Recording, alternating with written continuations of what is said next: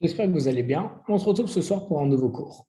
Étant donné la période estivale, il me semblait approprié d'aborder un sujet, d'aborder une question plus spécifiquement, une question qui, il me semble, a déjà taraudé nombreuses personnes d'entre nous et qui nous taraude encore et qui revient chaque année dans notre période estivale. En effet, cette question m'est venue à l'esprit lorsque hier soir, en dormant, j'ai eu le droit à la visite de quelques visiteurs assez bruyants, quelques visiteurs se faisant plaisir en venant s'approcher de nous, certains visiteurs qui, après leur passage, nous laissent quelques boutons sur la peau. Vous comprendrez alors que je parle ici des moustiques. Et donc, ce matin, en me réveillant, après m'être bien entendu levé légèrement de mauvaise humeur, étant donné la nuit perturbée que j'ai eue grâce à ces moustiques, à ces insectes, alors je me suis posé une question qui semble de prime abord un petit peu rigolote, mais qui en réalité est totalement légitime. C'est à quoi servent les moustiques? Bien entendu, vous comprendrez qu'on n'abordera pas ce sujet d'un point de vue purement scientifique et médical, mais qu'on essayera de le rapporter à la Torah Kedusha. À quoi servent les moustiques? Alors, ce matin, je me suis intéressé justement au fonctionnement des moustiques et à quoi ils servaient dans notre vie. Parce qu'en effet, on a un principe selon lequel, d'ailleurs, c'est ce qu'on dit à chaque fois en sortant des toilettes dans Hachar Yatzar, que Kadosh Baruch Hu a créé tout le corps à la perfection. Et on a aussi un autre principe selon lequel rien n'est créé pour rien et que tout ce que fait Akadosh Baruch Hu a toujours donc un but et une bonne raison d'être, une raison d'être positive. Et à partir de ce moment-là, et c'est là où on pourrait avoir un aperçu, on va dire, de légitimité à la question posée, c'est que les moustiques, à part venir nous embêter dans la nuit, à quoi servent-ils en réalité? Alors, en se renseignant, donc en me renseignant, je me suis rendu compte qu'en réalité, les moustiques servaient notamment à la pollinisation. On ne va pas beaucoup s'attarder dessus, mais c'est ce qui permet la dissémination des graines d'une fleur à une autre pour pouvoir produire de plus en plus de feuilles, parce que par le transport, il va pouvoir planter de plus en plus de graines qui va faire planter de plus en plus de feuilles. Et les moustiques servent aussi à une sorte de filtration d'eau en mangeant les bactéries ou les petits êtres aquatiques qui s'y trouvent.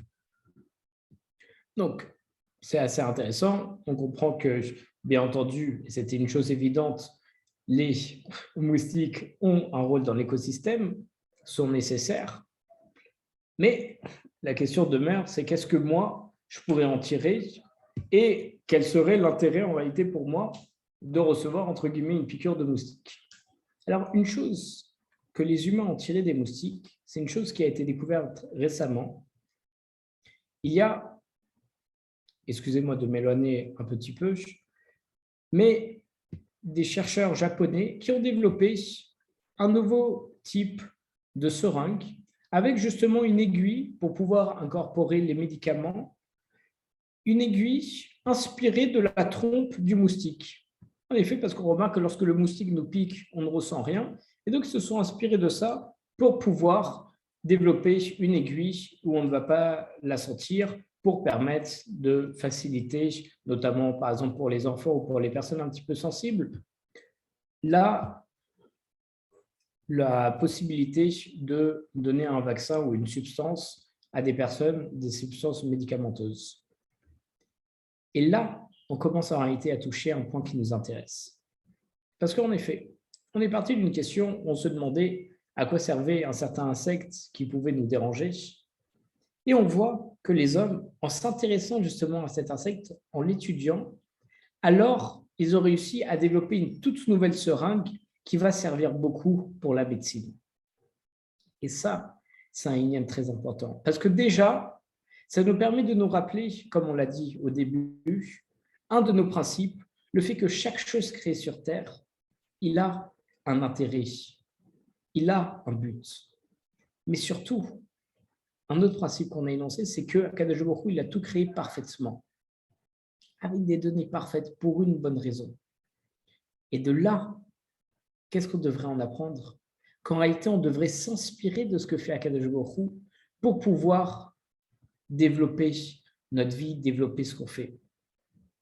En effet, un jour, un homme qui ne croyait pas en Akadosh Baruch Hu a parlé avec son ami religieux, et son ami religieux lui a dit qu'il y avait un tout nouvel avion qui a sorti, avec une vue à 360 degrés, capable de se régénérer tout seul, capable de récupérer de l'énergie en plein vol, d'avoir une durée de vol extrêmement longue et une rapidité à couper le souffle.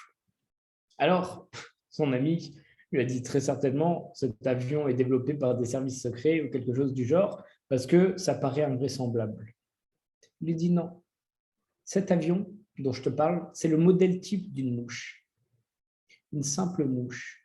Une simple mouche, sa création et sa constitution dépassent même les avions les plus fous qu'on pourrait inventer aujourd'hui.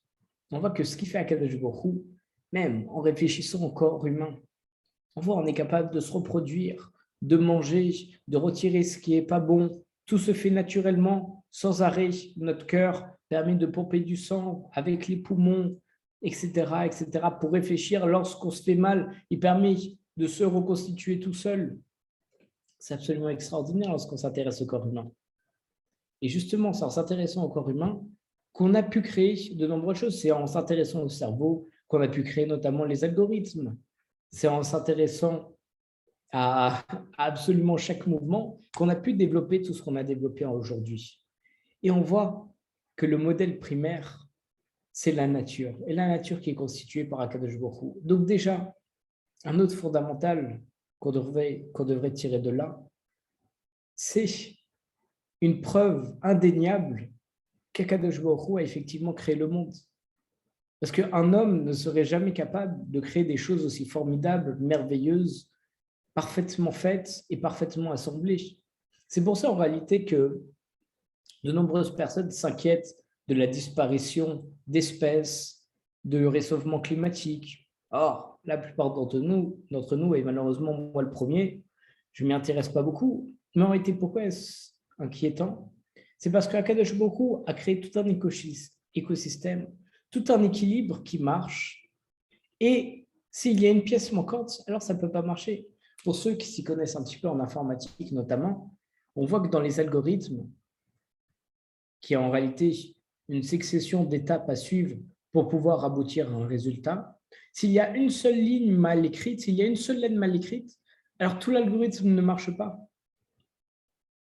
Parce qu'on va avoir un bug, on ne va pas réussir à avancer, et donc c'est fini, l'algorithme s'arrête là, il n'aura pas pu donner un résultat. Là, c'est la même chose, s'il y a un seul maillon qui ne va pas dans l'écosystème, dans toute la Terre, dans l'harmonie qu'a créé Akadosh Baruch Hu, alors malheureusement, ça pourrait poser énormément de problèmes.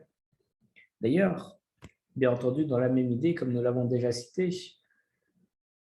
on sait que si un seul juif n'est pas correctement constitué, n'est pas Shomer Torah Mitzvot ou bien est un petit peu perdu, alors, Chazé Shalom, ça rend tout le peuple juif pasoul. Effectivement, on tire ça d'une parabole avec un Sefer Torah. On sait que dans le Sefer Torah, s'il y a une seule lettre mal écrite ou un petit peu effacée, alors tout le Sefer Torah est pasoul. Tout le Sefer Torah n'est pas cachère, on n'a pas le droit de lire dedans. Pourquoi? À cause d'une simple lettre, un petit peu effacée, ou bien manquante, ou mal écrite. Et on dit que dans le Sefer Torah, il y a 600 000 lettres, comme les 600 000 juifs qui sont sortis d'Égypte.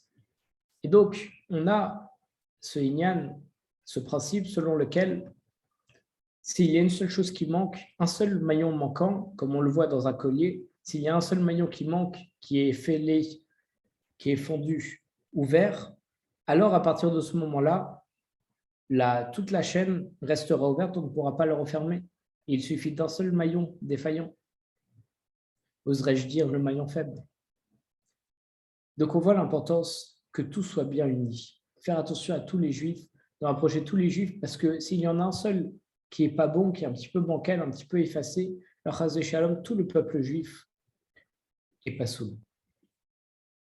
Et pour revenir donc à notre idée, ça nous enseigne donc le principe fondamental sur lequel Akadosh Baruch Hu a tout créé et avec perfection, parce qu'un homme ne saurait créer une telle chose. Même le plus petit insecte, comme un moustique, en réalité va permettre la filtration d'eau. On va pouvoir s'inspirer de lui. Il va pouvoir disséminer les crèmes, pour pouvoir la reproduction des plantes, pour pouvoir donner encore plus d'oxygène par la suite, pour pouvoir permettre aux abeilles de faire du miel qu'après on va pouvoir récolter avec le sucre, telle et telle chose. C'est inimaginable tout ce qui se passe. C'est vraiment d'ailleurs ce qu'on appelle l'effet papillon. L'effet papillon, c'est un effet, un principe selon lequel un papillon faisant un battement d'aile à un endroit, avec la propagation de l'onde de choc qui va être produite par ce battement d'aile, alors plus ça va aller loin, plus ça va devenir grand et ça serait même capable de faire trembler des montagnes. Un simple battement d'aile. Mais petit à petit, ça va s'amplifier jusqu'à atteindre cette force. Là, c'est la même chose. Le tout petit moustique qui va juste aller boire un petit peu d'eau va en réalité assainir cette partie d'eau, ce qui va permettre à un autre insecte qui va le manger de transporter aussi cette eau, qui va permettre telle chose, telle chose, telle chose, et qui permettent en réalité au monde de tourner.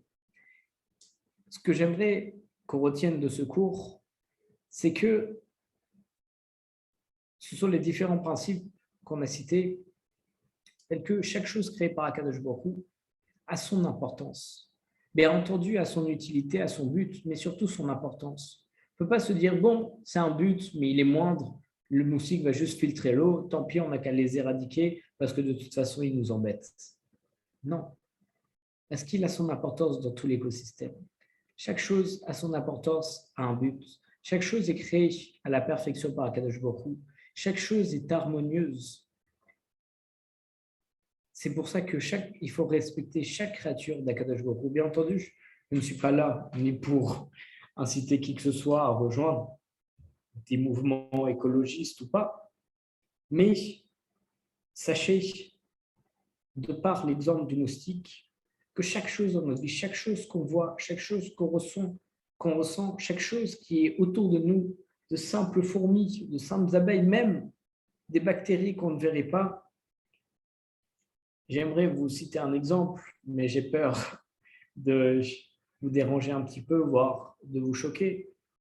Mais sachez, et encore une fois, excusez-moi, et très certainement que je conseille à des personnes un petit peu qui sont pas très à l'aise avec les insectes ou avec les bactéries, de sauter les 15 prochaines secondes de ce cours. Mais sachez que, par exemple, dans le lit où on dort, notre lit en réalité est rempli de bactéries et d'insectes microscopiques, mais qui permettent en réalité, lorsqu'on dort, de grignoter notre peau pour retirer toutes les, on va dire, croûtes extrêmement fines de notre corps, de notre peau, pour qu'elle puisse se régénérer. C'est pour ça qu'il faut toujours bien aérer nos draps, etc.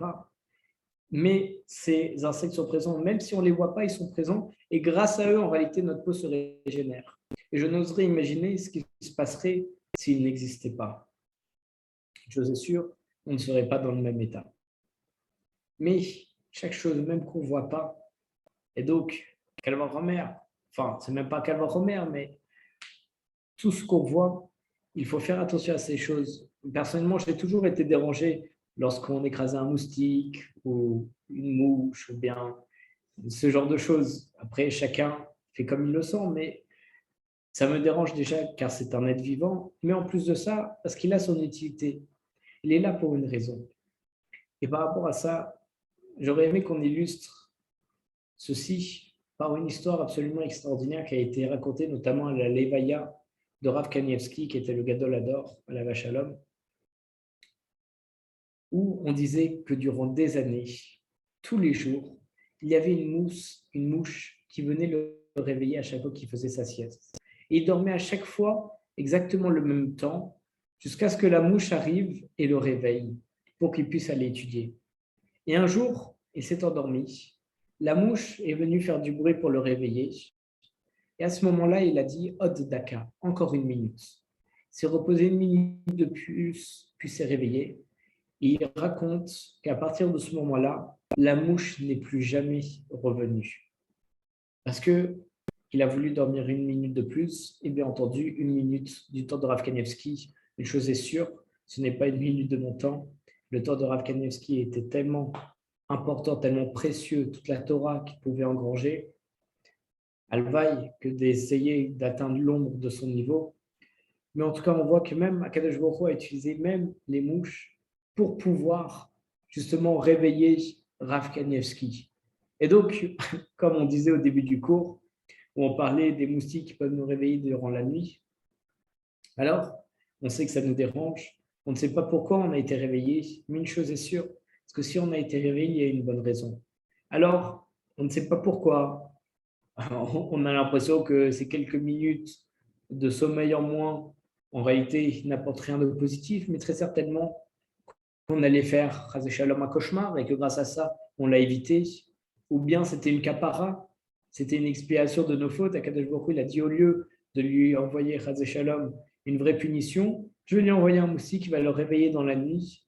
Ça va un petit peu le déranger, mais c'est moins grave que Chas Shalom une maladie. Et grâce à ça, je vais pouvoir expier ses fautes. Donc en réalité, on devrait remercier Akadosh Baruch Hu à chaque fois qu'un moustique viendrait nous réveiller.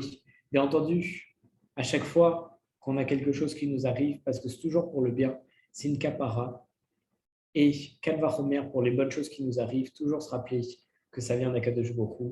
Et toujours, pourquoi pas dire le 100e Teilim, Mizmor Letoda, qui est le Teilim, le psaume de remerciement, pour remercier Akadosh Baruch Hu pour chaque instant, pour chaque inspiration, expiration, respiration qu'on pourrait effectuer, chaque mouvement qu'on peut faire, car tout est du miracle.